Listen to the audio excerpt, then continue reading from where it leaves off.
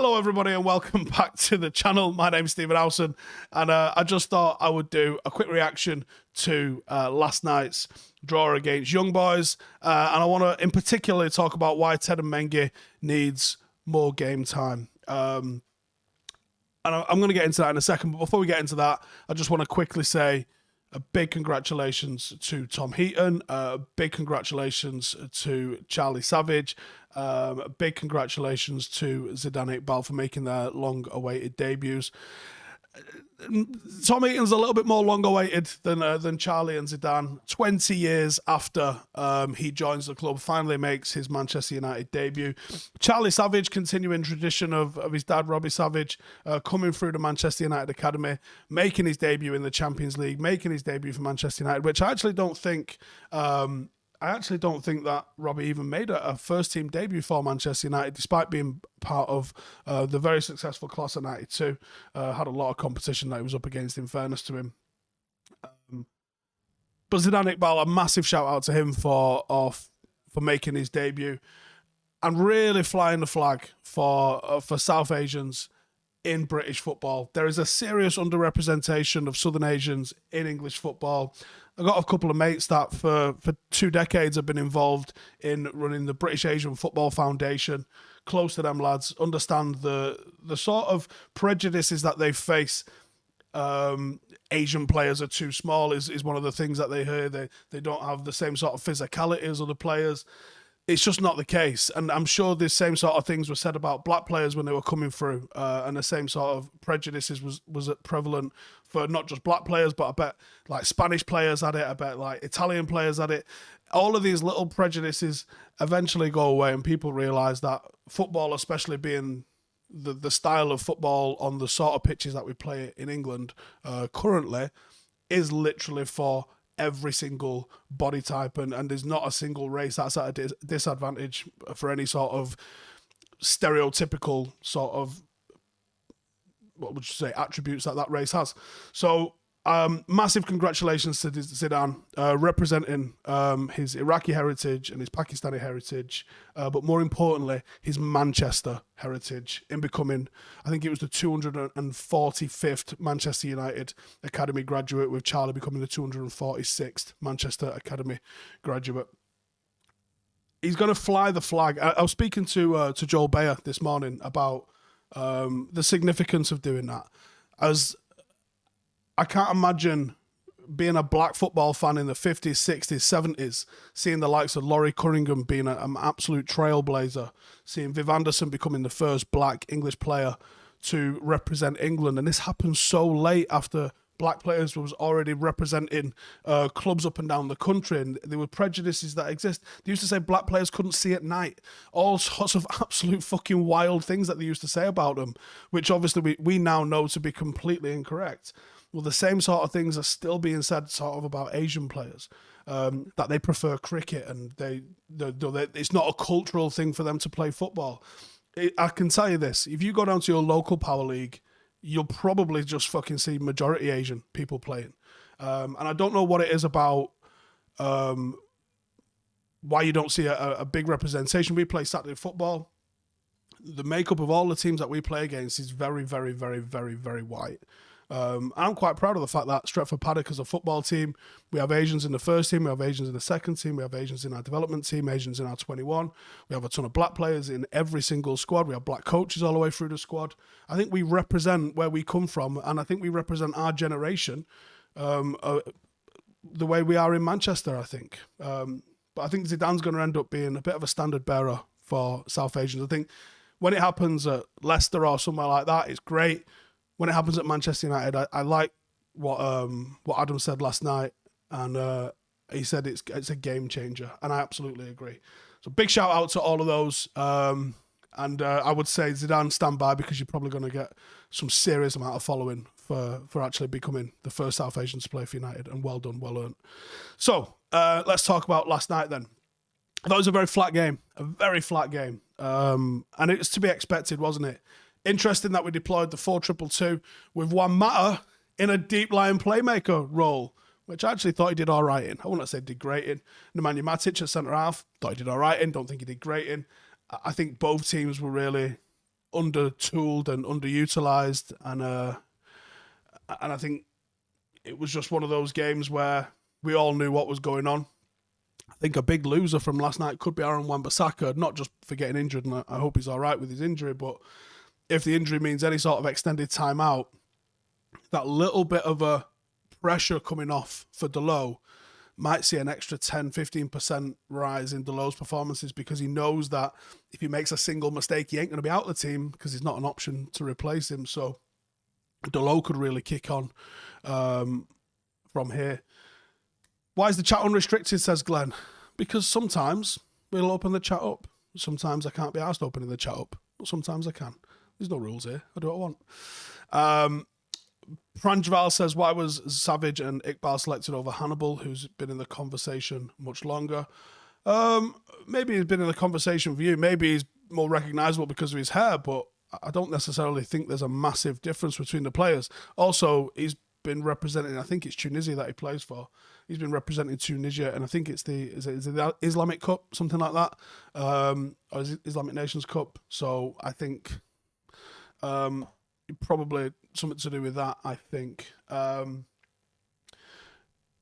Mason Greenwood's goal last night was absolutely ridiculous. Having watched it about just a 50 or so times, I still don't know how he managed to score it. Unbelievable technique to be able to get onto it. Rio showing the movement that he made as well, looking up at the goal, seeing he was outside of the frame of the goal, dropping himself back in so he had half a chance to shoot it. And he literally had one spot that he could have put it and put it there. Finishing of him is absolutely frightening. And it was good to see him get a run out. Good to see Jesse Lingard get a run out. Donny van de Beek got a run out. I thought it was disappointing, and he should be kicking himself with the mistake that he made. And it was good to see Elanga getting a run out as well. On to what I wanted to talk. Is it Arab Cup? I apologise. I read something last night saying it was the Islamic Nations Cup, something like that. I don't know. So he's on international duty, so we just leave it at that. Righty. Hannibal, that is. So, Teden Mengi. Let's talk about Teden last night. Came on at left back. He isn't a left back, even though I don't think he made a single mistake. And he did really well in terms of... really well, I think, in terms of just looking sharp, doing the right thing, made a couple of good recovery runs and tackles. But he's definitely a centre-half for the future. What do I make of Ralph saying Mason needs to put on some bulk? I didn't see him say that, actually. And actually, I do want to mention this. Ralph's press conferences and his post-match conversations, they're an actual lesson, aren't they? You listen to him talking about different things and you go, I'm going to have to start bringing a notebook to these because these are actual gold. But anyway, let's talk about Mengi. So he signed his professional contract September 2019. He played 3 games for the under-21s in the EFL Trophy, made a debut against Lincoln in October 2019. That's the one where United field their kids against men's first teams. Oh, it's a bit of a rotated, but it technically is their first teams. He broke into the senior team for the first time as an unused sub. He was one of the major unused subs against Astana on the 28th of November, 2 years ago, essentially. In that game, that was Ollie did the same thing that Ralph did last night in very similar circumstances. He made his senior debut on the 5th of August in 2020 when he came on as an 84th minute sub for Fosu Mensah in the Europa League game against LASK. And he was promoted to the first team in September 2020 ahead of the 2021 season. And he was included as a substitute in EFL Cup games and on the extended bench in the Champions League, but he didn't appear again for the first team in 2020. In 2021, he was sent on loan to EFL Championship with Derby. Derby team that was in real trouble as well, managed by Wayne Rooney, who is doing, honestly, Wayne Rooney might have the hardest job in the Football League at the moment. So he went on loan for Wayne Rooney for the remainder of the 2021 season, and he played 9 games. I think the first couple of those were at right back, and then he moved him to centre-half. And by and large, they were excellent performances for, I think he was 18 at the time when he was on loan there. In March, after in the middle of that, actually, he signed a new contract with United until June 2024 with the option of another year. Then he got injured, which cut his Derby move quite short. He's very big. He's very strong. He's unbelievably quick. There's a there's some footage of recovery runs that he's made when he's 10 yards off a striker and he's come back and he's done a slide tackle and managed to win the ball perfectly. He's unbelievably quick. He's got a lot of grit. He's got real sort of leadership qualities. He actually had a bit of beef with Hannibal. Actually, Hannibal posted a photograph of him smiling after United lost to Chelsea in a cup. I think it was in the FA Youth Cup. And Hannibal ripped into him publicly. It was like, this is why we lost. People like this smiling. There's a real Roy Keane kind of vibe about him and a real intensity to how he plays. And I think he's got a serious future at United. In a small sample size, we've got what he did for Derby. Pass completion, 85.7%, which is very high for the Championship. Aerial duels, 1 per game, 2.6. Clearances per game, 2.4. Interceptions per game, 1.1. And most of his best-rated games actually came when he was a right-back because he was getting onto the ball a lot and doing bits when he was moving forward. Rooney was really impressed with him. Rooney, I think, wanted him back and wanted him to come back for the coming season, but I think he couldn't because of the restrictions and penalties imposed on Derby because of them going into administration. The reason why Mengi needs to come into the frame, Manchester United at the moment, in my eyes, have got 3 first-choice centre-backs. And I would say Varane is the top of that pile, and I don't think anyone's going to argue with me. And as much as it's fashionable this week, and actually this season, to hate on Harry Maguire, I still think Harry Maguire is probably a step above Victor Lindelof. I just think he's in poor form. And then it's Victor Lindelof. And that's the first 3 choice centre-halves. And some of you might think Bay is ahead of 1 or 2 or both of those under Varane. And you've got a choice because the evidence when he plays seems to suggest that. I do think he's got a bit of a mistake in him at times, but his lack of availability and his injury proneness, I think, slides him down the pecking order and puts him as 4th choice. Which probably makes, going off last night, Matic maybe 5th choice with Phil Jones 6th choice. Now, I will be absolutely amazed if Phil Jones sticks around as a Manchester United centre-half. And I have been amazed for the past 3 or 4 years when that's been the case. But I'll be amazed if we ever really see him play 5 weeks on the bounce. Same with Matic, even though I thought he looked comfortable there last night. I don't anticipate him becoming Manchester United's new centre-half. Eric Bailly might be the perfect deployment as a backup centre-half when someone's injured, because if you can time it right, when Bay's coming back from an injury, someone else is out injured. Teden Mengi now has to sit, for me, in between there, around 3rd or 4th choice centre-half for the club. But to get him up that ladder, and I'm not sure he'll ever get to us being as good as Raphael Varane is, let's be honest with ourselves. But to start moving up that ladder, you have to have game times. The main attribute that a centre-half needs is intelligence, is reading of the game, and his experience. And you only get this by playing. You only get this by having seen this picture before. Oh, I know what happens here. I've got this particular sort of physical makeup of a striker. He's going to come and go, and then he's going to try and spin him behind. You as a centre-half have to figure out what you're going to do. You have to watch the ball, watch the man, watch the ball, watch the man, all the way in. Deal with it. Get your head on it. Deal with it on the floor. You have to deal with all of those things. And it's a bit like a goalkeeper. As they get better as they age, you don't generally see phenom 18-year-old centre-halves. It doesn't really happen. Centre-halves start hitting their peak later in the game. Look at Virgil van Dijk. The guy was playing at Celtic and Groningen in his early 20s.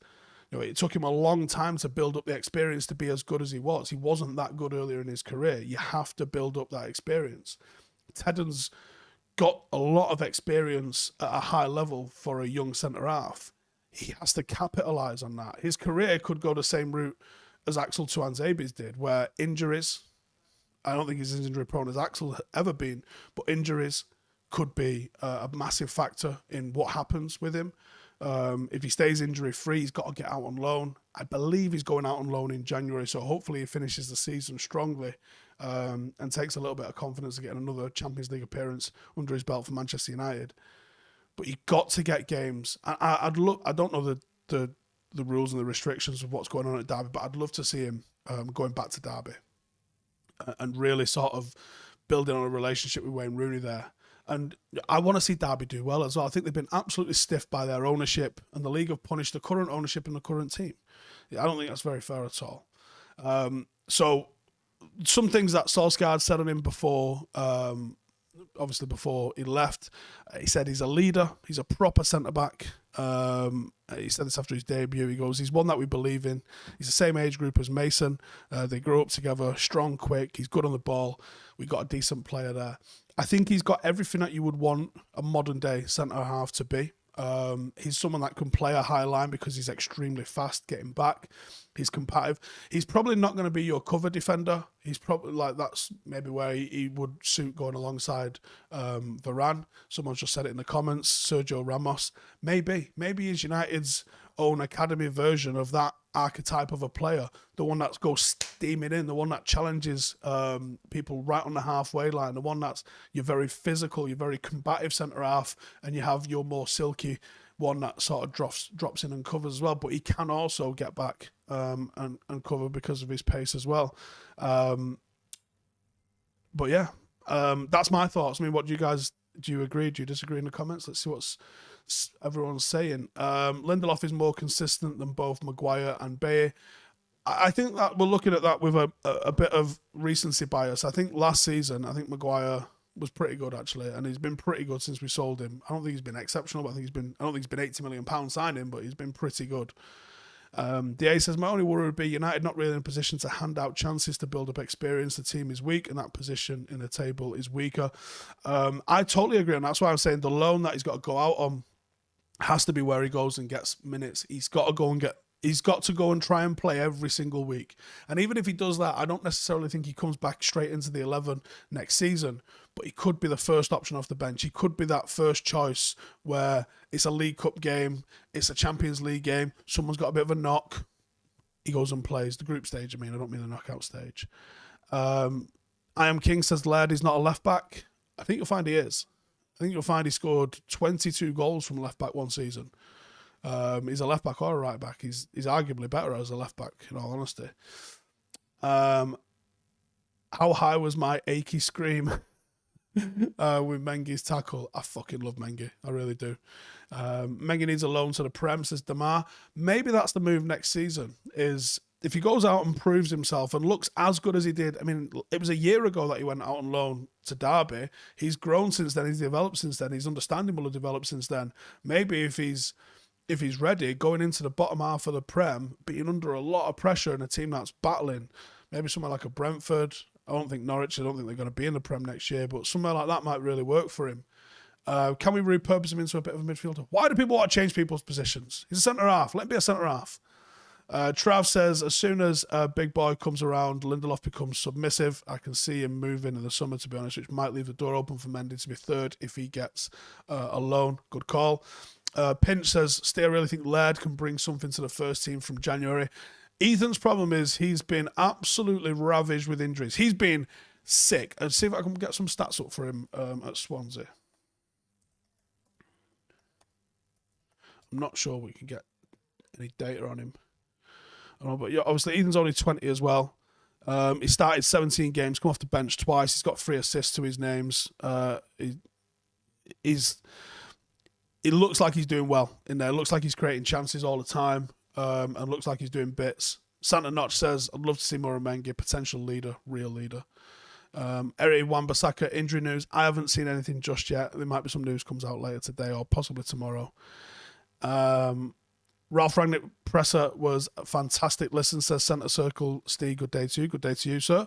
Yeah, I agree. I am absolutely in awe of our gaffer at the moment, and it really listening to him chat is a fucking pleasure, isn't it? Let's be honest with ourselves. Is Menga better than Axel was at his age? Different. Axel's probably the most natural defender I've ever seen. Like someone who just knows how and when to defend. And Mengi's Mengi reminds me a bit more of Vidic, if I had to be honest. I think there's a real sort of like warrior sort of. Sometimes his positioning is not perfect, but he's going to absolutely fucking muller free people to make sure he gets to the ball, even if he's out of place. Yeah, I fucking love him. I love those players who bring absolute carnage, and Mengi brings absolute carnage, but in a good way. You know what I mean? John Terry was carnage. That's why people loved him. Some people loved him. Yeah. Ragnick said he hopes Wan-Bissaka is back tomorrow for training. Cool. Comments upon Barcelona. Barcelona are in the shit, aren't they? There you go. Do you need any more than that? If you get any centre back to partner, who would it be? Not sure actually. Dishon's doing all right with Hull as well. Shout out Hull. Will's going to be buzzing in the corner over there. Hull fan that we've got does my production. Yeah, he is. They love him at the moment over there at Hull. Went to Salford and did all right, and then goes to Hull at a higher level and does brilliant. Just one of those, I guess. But yeah, fantastic.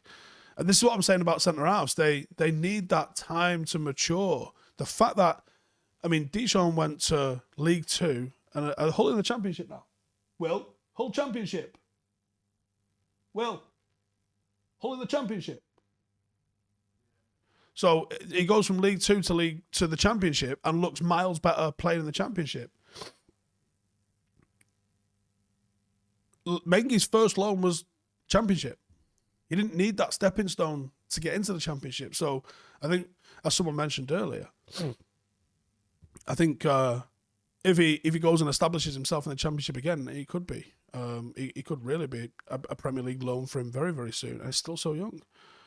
I think with Tuanzebe, I think he's just missed too many games. He's missed that experience. I mean, Tuanzebe, when we played Paris Saint-Germain the other year, was unfucking real. And that's the issue. Mengi needs to look at Tuanzebe's career, because I think at this level, Tuanzebe probably was ahead of him a little bit, at least. But he's not managed to get that development. His potential and progression has just flatlined. Whereas if they get in the right stimulus and the right growth, and they can keep building on that from where they are. Would I take Rudiger on a free? Yes, I would, but I don't think he's coming to United. De Gea is better than Henderson at goalkeeper, but Henderson ball distribution and quickness of the box is levels above De Gea. I'm not even 100% sure that that's the case. I think the way Henderson comes off his line to claim the ball is a massive asset as well. Not the first time Barca are in the Europa League. Barcelona are in trouble because they're $1 billion in debt. I don't imagine that them being in the Europa League does them a hell of a lot of good at all. They're really struggling.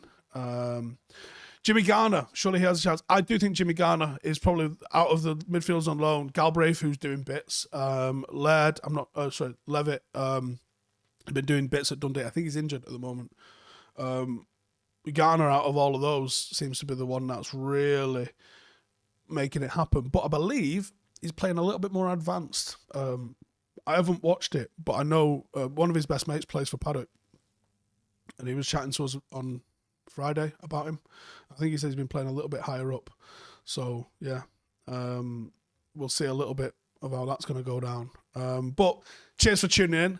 I'm about to do 5 things, so that's going to be out a little bit later on, talking specifically about last night's game. So if you want to tune in for that a little bit later on, then obviously more than welcome to do so.